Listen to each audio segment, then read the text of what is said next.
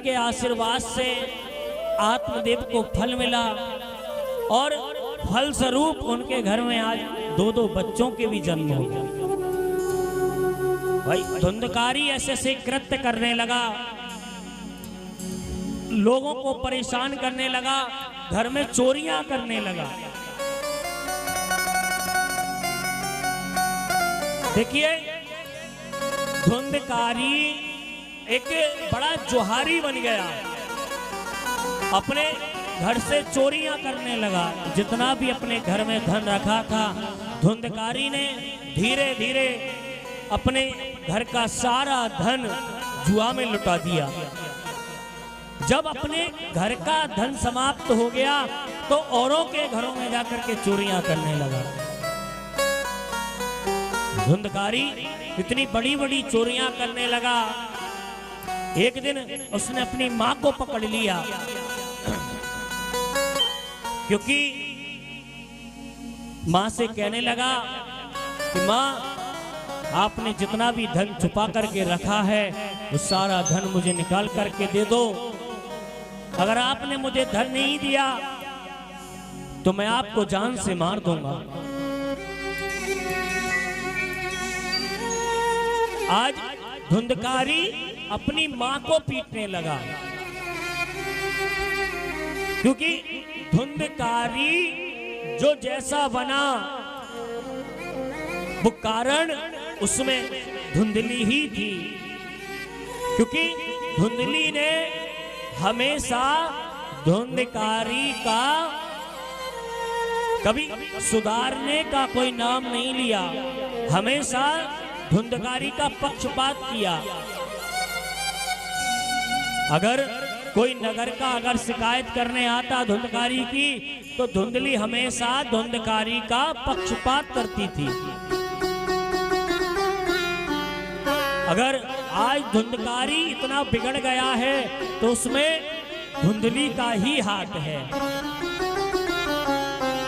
देखिए हम भी सब गलती करते हैं। अगर हमारे बच्चे की अगर कोई शिकायत लेकर के आए तो हमें तुरंत एक्शन लेना चाहिए कि हमारा बच्चा ऐसा है या नहीं है। हमें अपने बच्चों पर भी ध्यान देना चाहिए।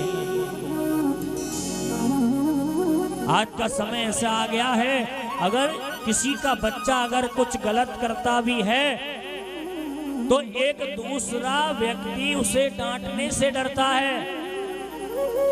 मैंने डांट दिया तो इसके माता पिता मुझसे आकर के कहेंगे कि आपने हमारे बच्चों को क्यों डांटा। समय बहुत विपरीत चल रहा है। हम किसी के बच्चे से कुछ कह भी नहीं सकते, आज का समय ऐसा है।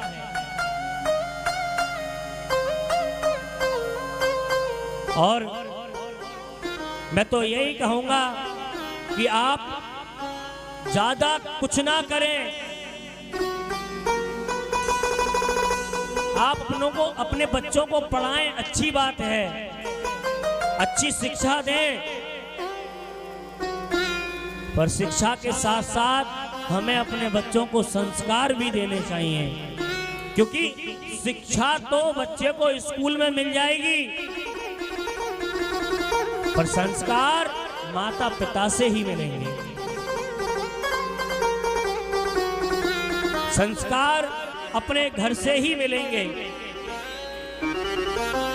क्योंकि बच्चा एक पौधा होता है और हम उस पौधे को जैसे तैयार करते हैं वैसा ही वो पौधा बनता है। अगर हम अपने बच्चों को अपने घर से ही संस्कार देंगे तो हमारे बच्चे संस्कारवान बनेंगे। और हमें शिक्षा के साथ साथ अपने बच्चों को अच्छे संस्कार देने चाहिए। देखिए शिक्षा पढ़कर के बच्चे विदेश चले जाते हैं, यहाँ नहीं रहते। वो ज्यादा अगर आप अपने बच्चों को पढ़ाएंगे तो वो अपने देश को ही छोड़ करके चले जाते हैं। कभी आपने सुना होगा कि बच्चा पढ़ लिया वो अब विदेश रह रहा है। जिसको हम ज्यादा पढ़ाते हैं वो विदेश भाग जाता है, वो यहाँ रुकता ही नहीं है।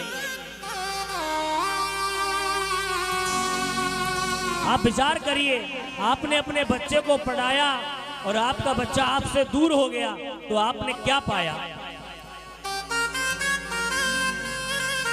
आपको क्या मिला? आप फिर भी तो अकेले ही रहे ना। ज्यादा दिन की घटना नहीं है। एक घटना मैं सुन रहा था, लखनऊ की घटना है।